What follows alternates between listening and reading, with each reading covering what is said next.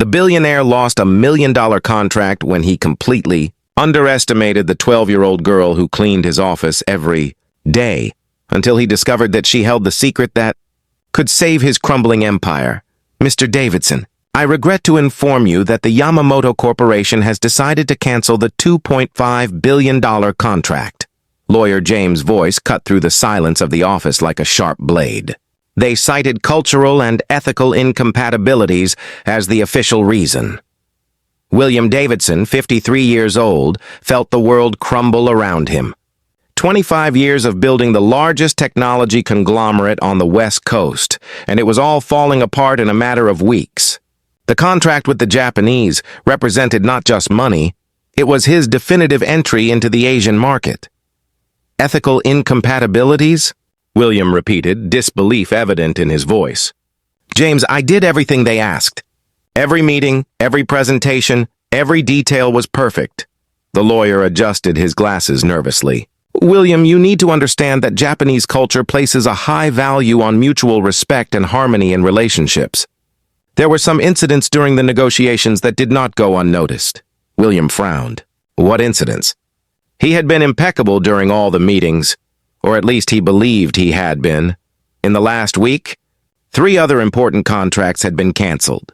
Harrison Industries, Melbourne Corp., and even the Chen brothers' small family business, all citing the same vague value incompatibilities. It was as if a silent conspiracy was forming against him.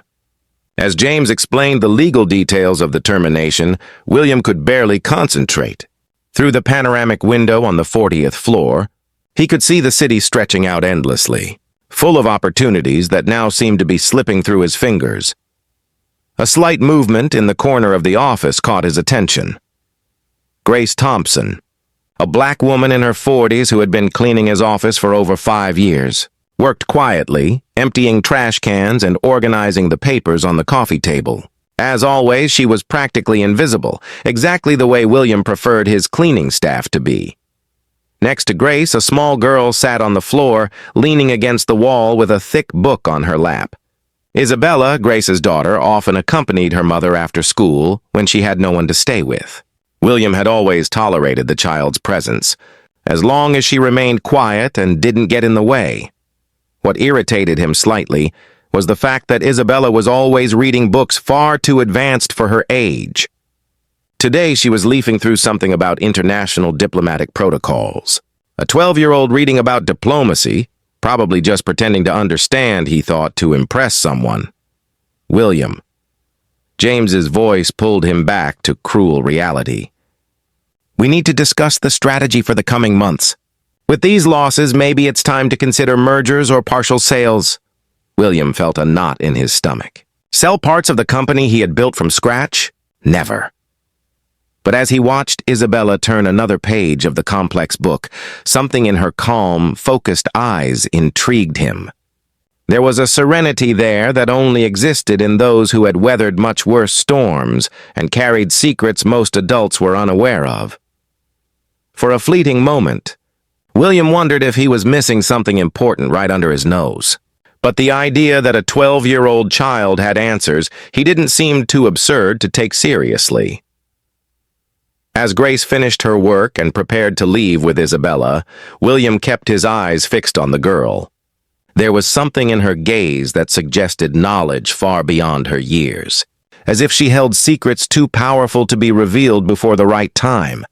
If you are enjoying this story about how pride can blind even the most successful, don't forget to subscribe to the channel, because what William was about to discover about that ordinary girl would change not only his business, but his entire understanding of respect, wisdom, and where to find the most valuable solutions. In the days that followed, William Davidson's situation deteriorated like a relentless avalanche. The Mitchell Corporation, a partner for 15 years, sent a cold email announcing the end of the partnership. The justification was devastatingly similar. After careful consideration, we have concluded that our corporate values no longer align with the practices of Davidson Industries. William reread the message for the 10th time, trying to decipher what inappropriate practices meant. He ran one of the most ethical companies in the country, with international social and environmental responsibility certifications covering the walls of his office. "It's a conspiracy," he muttered, pacing nervously around the room. "Someone is spreading lies about us." His assistant, Patricia, entered quietly with a stack of mail. "Mr. Davidson, 3 more contract cancellations have arrived. The German Hoffman Group, the Swedes from Nordic Solutions, and—" She hesitated. "The Chen family has canceled the new shopping mall construction project." William felt his blood boil.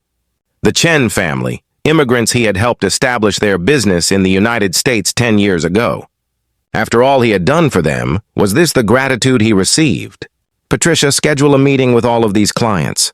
I'm going to see them personally and settle this nonsense once and for all." "Sir, I tried. They all refused to see you. They said the decision is final." The world seemed to be conspiring against him. In 25 years in business, William had built his reputation on competence and results. Now, for the first time, he tasted the bitter sting of mass rejection. That afternoon, while Grace and Isabella did their usual cleaning, William couldn't concentrate on the financial reports. His eyes kept drifting to the girl who was reading something about cultural psychology and international communication. What kind of child reads these things? He thought, irritated. She probably doesn't even understand half of what's written. Isabella, as if sensing the weight of his gaze, looked up from her book. "Mr. Davidson," she said in a surprisingly clear and mature voice. "May I ask you a question?" William blinked, surprised. In 5 years, the girl had never spoken directly to him. "What is it? Have you had any meetings with people from Japan recently?" The question caught William completely off guard. How did a 12-year-old know about his negotiations with the Japanese? "Why are you asking?" Isabella calmly closed her book. "It's just that my history teacher was explaining different cultures. She said that in Japan, people pay close attention to how you treat those they consider less important. It's like a test of character." Grace stopped cleaning and looked at her daughter with a silent, warning expression. "Isabella, don't bother Mr. Davidson with your school questions," but William, despite his irritation, was intrigued. "And what else did your teacher say? That they watch to see if you're polite to waiters, drivers, cleaning staff?" Isabella paused significantly. "Because they believe it reveals who you really are when no one important is watching." A chill ran down William's spine. He vaguely remembered some interactions during meetings with Japanese executives. Had he been impatient with the waiters serving coffee? Perhaps he had completely ignored the hotel cleaning staff? "That's ridiculous," he muttered, more to himself than to Isabella. "Business is about competence, not forced smiles for employees." Isabella nodded respectfully. "Of course, Mr. Davidson. I was just curious." But something in her tone, a quiet wisdom that didn't match her 12 years, bothered William deeply. It was as if she knew something he didn't. That night, alone in his $20 million penthouse, William decided to investigate personally. He called his former partner at Mitchell Corporation, Robert, with whom he had played golf for years. "Robert, we've been friends for a long time. Tell me the truth. Why did you cancel our contract?" There was a long silence on the other end of the line. "William, you're a brilliant businessman, but—" Robert sighed heavily. "Have you ever stopped to think about how you treat the people around you?" "What do you mean?" "At the last conference in Chicago, you publicly humiliated that young executive on your team because he spilled coffee on his shirt in front of 50 people. The kid almost cried." William frowned. "He was careless. I just made that clear. William, you called him useless, incompetent, and said that people like him should never be in positions of responsibility. In front of Japanese clients. No less." The memory came back like a punch in the stomach. William remembered the incident, but at the time it had seemed like a perfectly reasonable reaction. "Robert, this is business. If people can't handle direct criticism, it's not about criticism, William. It's about unnecessary cruelty, and it wasn't an isolated incident. Mr. Yamamoto specifically mentioned how you treated the hotel staff. He said it was deeply disturbing." William hung up the phone with his hands shaking. For the first time in his life, he was being forced to confront a truth he had always avoided. Maybe the problem wasn't an outside conspiracy. Maybe it was him. The next day, during his morning walk through the office, William observed his interactions with painful new awareness.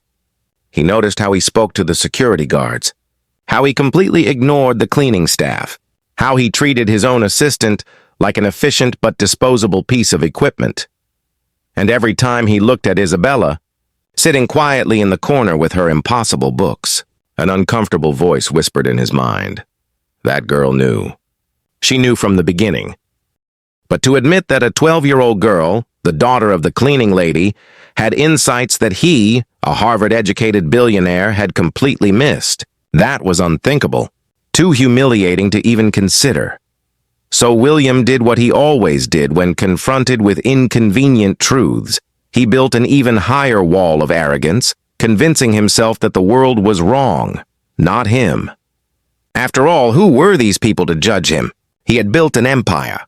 They were just pieces on the chessboard of life. But late at night, when the office was empty and quiet, William sometimes found himself staring at the corner where Isabella used to sit.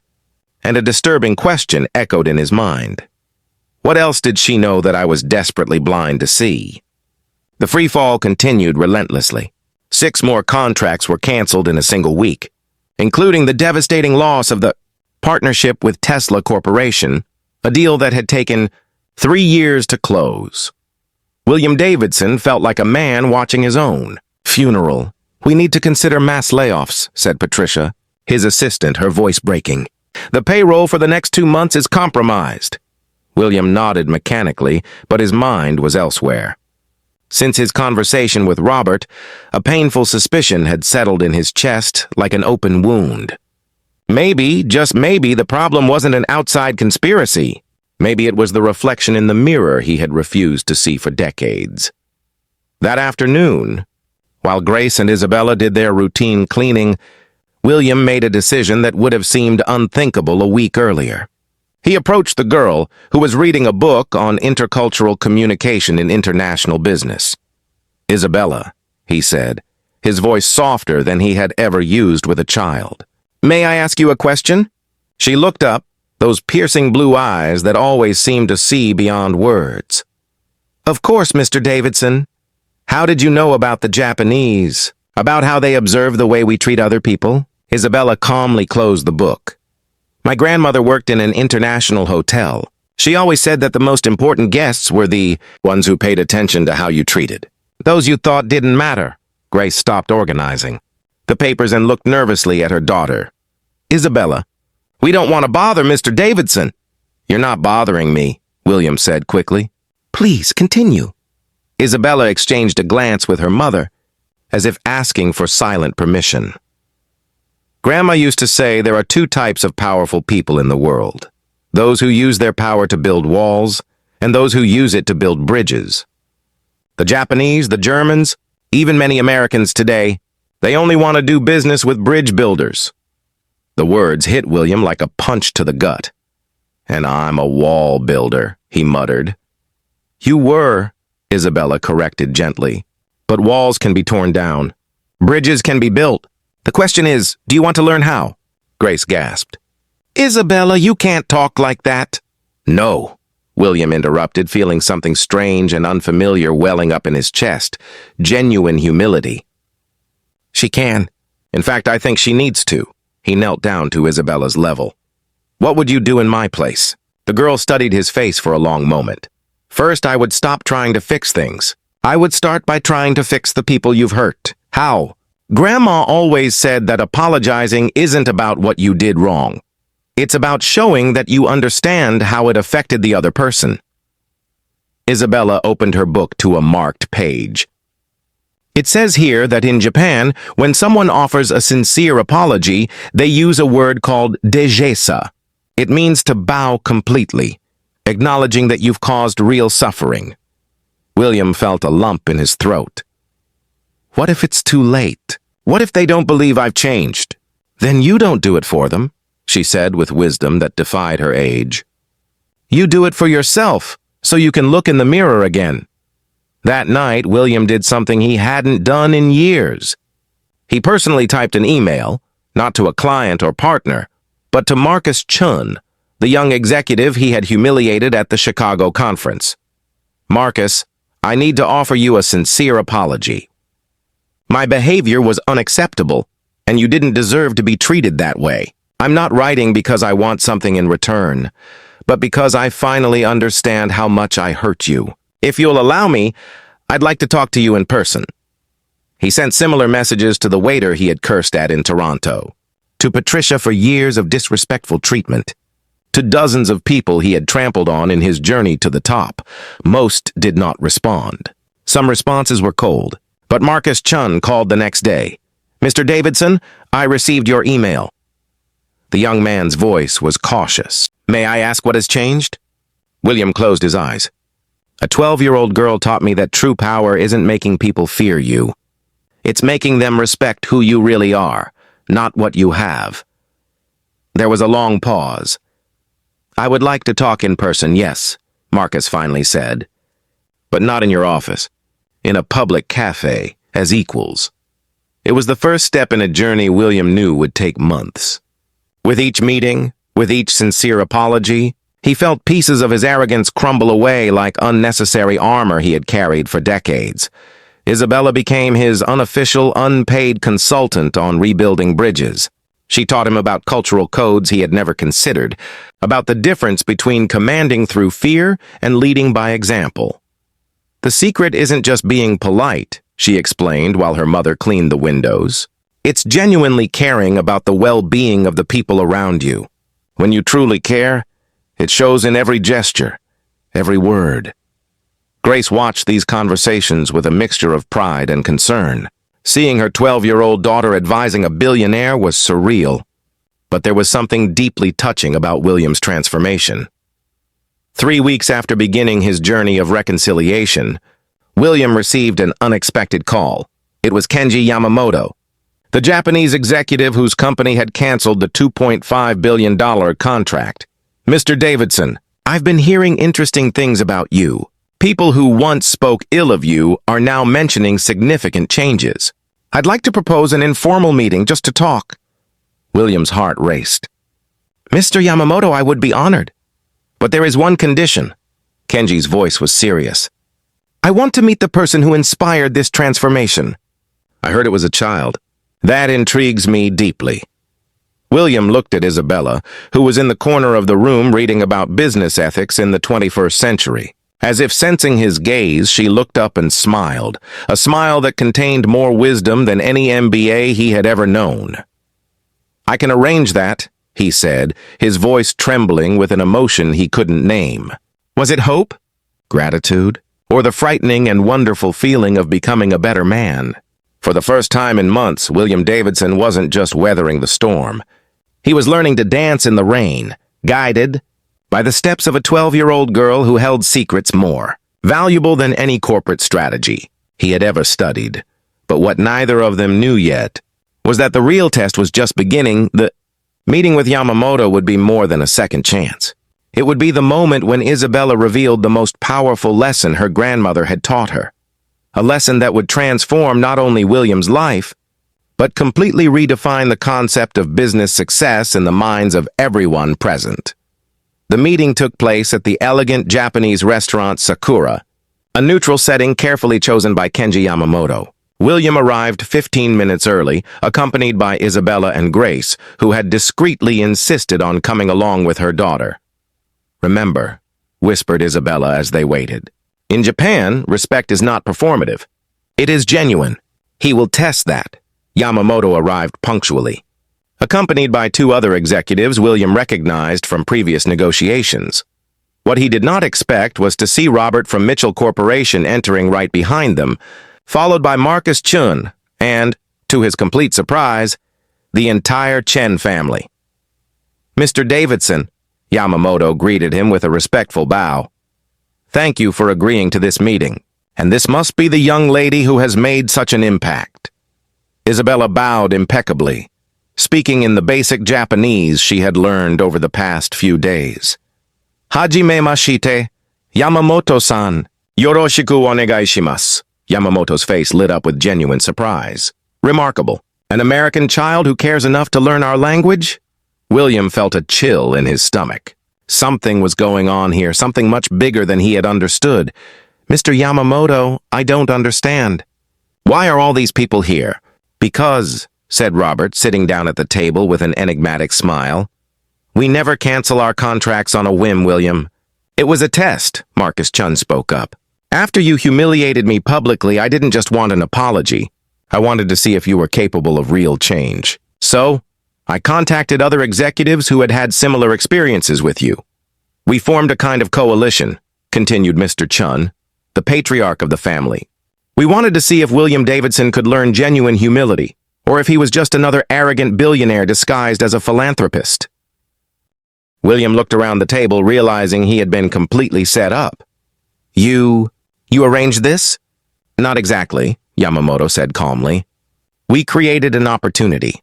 But the transformation, Mr. Davidson, was entirely your choice. Isabella gently placed her small hand on the table. May I explain, Mr. William? All eyes turned to the 12-year-old girl who had quietly orchestrated one of the most elaborate business lessons any of them had ever witnessed. My mother has worked for you for 5 years. Isabella began with a calmness that belied her age. Every day she would come home and tell me how you treated people. Not just her, but the security guards, the delivery drivers, anyone you considered inferior. Grace clenched her hands nervously, but Isabella continued with impressive serenity. When Mom found out you were losing contracts, she told me, I researched you online and discovered that many executives were discussing this in professional forums. So, I did something a 12-year-old shouldn't normally be capable of doing. William felt his blood run cold. What did you do? I wrote emails, Isabella said simply. To Mr. Yamamoto, to Mr. Mitchell, to Marcus, to the Chun family. I introduced myself as a student doing a school project on business, leadership, and asked to interview them about their experiences with you. Yamamoto smiled. It was the most articulate and insightful letter I've ever received from someone her age. She described exactly what we had observed about your behavior, but also suggested that perhaps you were capable of growth. She proposed an experiment.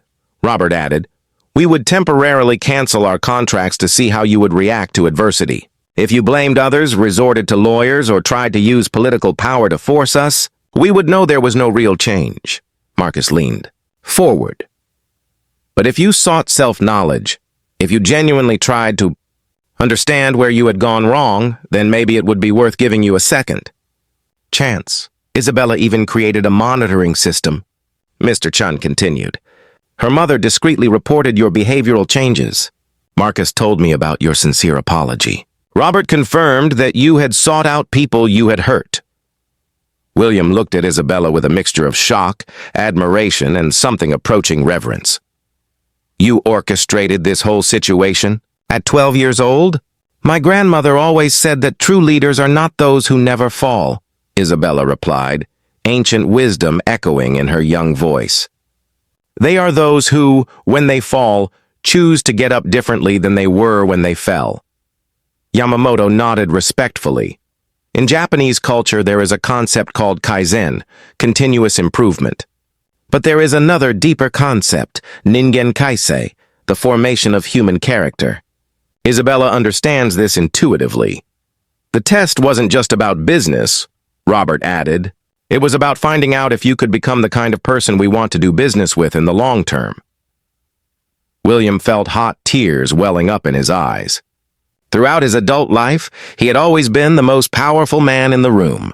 Now, a 12-year-old girl had orchestrated his moral education with a sophistication that made his Harvard MBAs look like child's play. And the verdict? He asked, his voice breaking. Isabella looked around the table, meeting the gaze of every executive present. You passed the test, Mr. William. All of you. All of us. William blinked, confused. The test wasn't just for you, Isabella explained patiently. It was for everyone, to see if powerful executives were capable of giving a genuine second chance to someone who had made mistakes. To see if they were capable of true forgiveness. Not just business calculation. Yamamoto laughed heartily. A sound of pure admiration. This child has just taught us a lesson in humanity that no business school in the world could teach. All contracts will be restored, Marcus announced, with expanded partnership clauses. But there is one condition. William swallowed hard. What is it? Isabella smiled. That serene smile that carried generations of wisdom. I become the official organizational culture consultant for all your companies, with a salary commensurate with my contribution. Of course, Grace gasped, covering her mouth with her hands. William looked at the girl who had saved not only his business but his soul. Do you accept the position? He asked, extending his hand formally. I accept, Isabella replied, shaking his hand with the dignity of someone who knew exactly the value of what she was offering. But remember, true leadership always begins with a simple question. How can I serve? Not, how can I be served?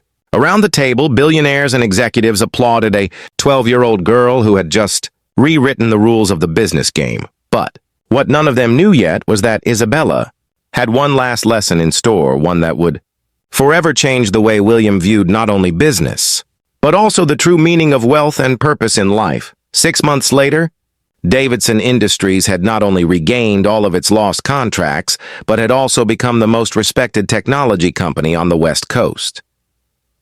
William Davidson sat in his renovated office, where a gold plaque on the wall read, Department of Organizational Culture, Isabella Thompson. Executive Director, the 12-year-old girl, now 13, was conducting meetings with international CEOs, teaching them the same principles that had saved William, how to lead through service, not power. Mr. Davidson, Isabella said as she entered the room carrying his monthly report. Employee satisfaction surveys have reached 97%. We are officially the dream company to work for in America, William smiled, watching the young woman who had transformed not only his company but his soul. And you, Isabella, are you happy with your new life? She laughed, her crystalline voice echoing through the halls of Davidson Industries every day. Grandma always said that real happiness comes from using our gifts to uplift others. I'm exactly where I need to be. Grace Thompson, now Director of Human Resources, entered the room. Isabella, a proposal has arrived from Harvard University. They want to create a leadership program based on your methods. At 13, Isabella Thompson had become the youngest and most sought-after organizational consultant in the country. Universities competed for her lectures.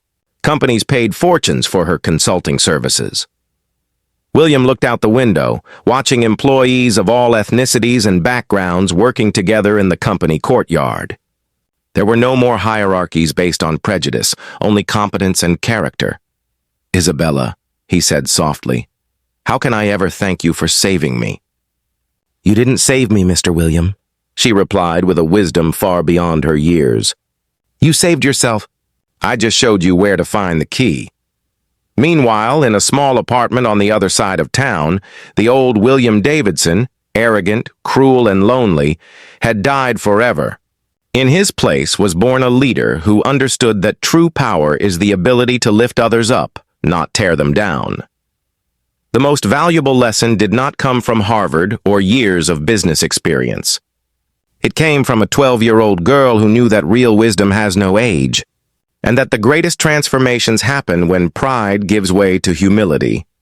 If this story of how a child can teach billionaires to be human touched your heart, subscribe to the channel, because sometimes the greatest lessons come from the most unexpected places. And true wealth is not in what we accumulate, but in what we cultivate in the hearts of those around us.